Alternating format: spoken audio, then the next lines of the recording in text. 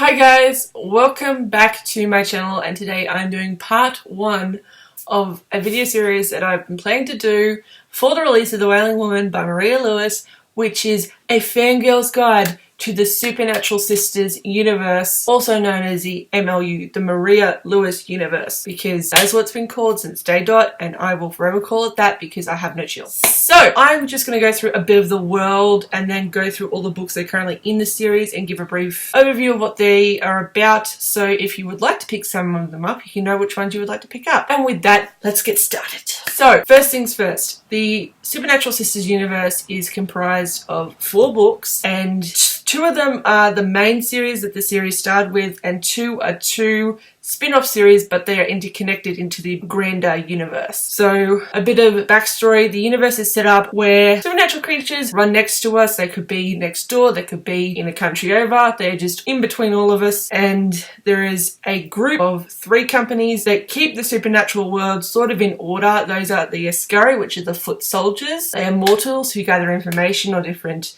supernatural groups and keep everything updated, sort of like an admin for the supernatural, and trust me, I'm there for it. Please, I'd like a position. Secondly is the custodians, who look after supernatural creatures who either don't have a pack or they don't have a family, and just look after and protect those people.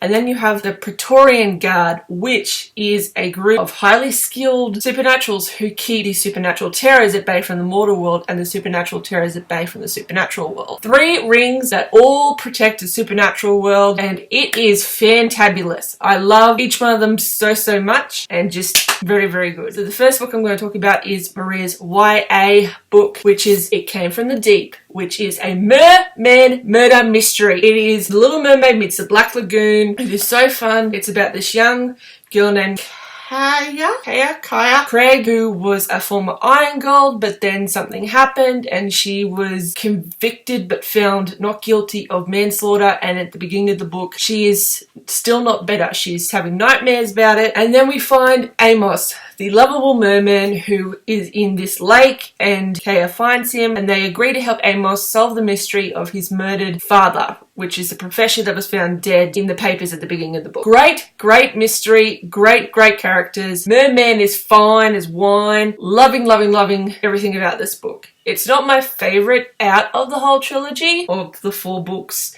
in the series that we've got. I really enjoy reading it from time to time because the mystery aspect of it is so thoroughly well thought out, and just it reads like an episode of SVU Crossword Charmed, and just perfect. It hits that merman missing spot, and you know, the only other merman I've got is Aqualad from Young Justice, so more merman in my life, please. Secondly, the main series, which is one of my favourites, and it is Who's Afraid and Who's Afraid 2, which follows Tommy Grayson, female werewolf and character who owns my entire heart, okay? She is so fierce and good and cool and messed up, and she's just being herself. At the beginning of Who's Afraid, she's going through a rough start and she wants to find her estranged father, so she goes to New Zealand because that's all she knows about him in particular. And when she finds there, leads her to be discovering she is partly werewolf, and that leads her to be introduced to one of my favourite male characters of all time, the eccentric, the strict, the custodian Lorcan.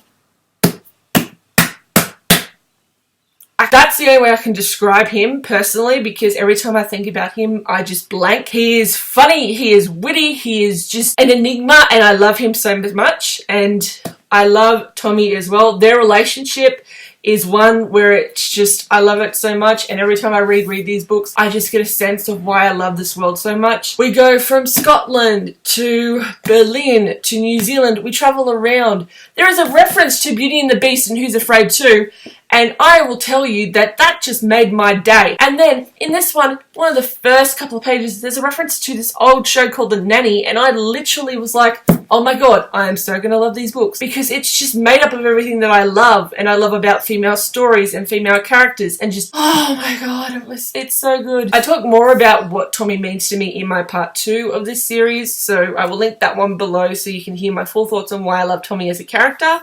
But if you're looking for a female werewolf with a bit of murder mystery, especially in the second book, And it's just good. It's just good. I highly recommend these two in particular. But if you're like, well, I don't want to read about a werewolf, it's the witchy season, I want to read about a witchy book, girl and boy, do I have the solution for you.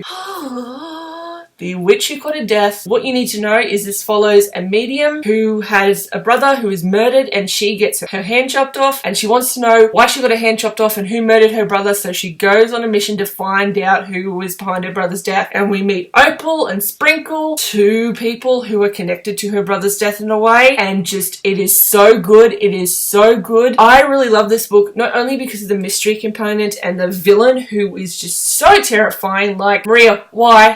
I didn't think you could outdo yourself after the Celtic warriors eating babies, but you did. But this villain is one of my least favorite things in the world, and it's like this, it was made up of one of my greatest fears, and just get thinking about it. But Casper is amazing, Opal is amazing, Sprinkle is amazing, the mystery and the world in this book is amazing, and I absolutely love it, and I highly recommend it. This has bisexual rep, disability rep, this has great storytelling. There is cake mentioned in this book, cake that you can buy in the shops. It's not made up cake, it's actual cake, and yeah, it's just it's a fun time. It's a fun read. We're given a lot more characterization to a man who we meet in Who's Afraid 2, Heath, my stupid son. I love him so much, and he's just he's so loyal and good and stupid, and oh my god, yes. Alright, I just love this series to death, and if you want to know more about why I love The Witch Who Caught a Death in particular, I also go into a little bit of why I love Casper and what she means to me in the part 2 of this series. But that is all for this Fangirl's Guide to the Supernatural Sisters universe. This series for me is one of my favorite urban fantasy series of all time. It gives great rep, it gives great atmosphere, great vibes, it has quotable lines, it has lines that can impact you, it has scenes that'll make you cry out of sheer validation, it has characters that feel real, and I just love this series, and I'm so excited to meet Sadie and the band of half Irish, half Australian banshees that she's going to bring along with her, because yeah, hell yeah. So if you're interested, please pick up some of these books. If you have already read some of these books, tell me below which one is your favorite and which ones had the most impact on you. But thank you for watching this Fangirl's Guide to the Supernatural Sisters universe, and I'll see you guys in part 2 of this video. So see you later, have fun, bye.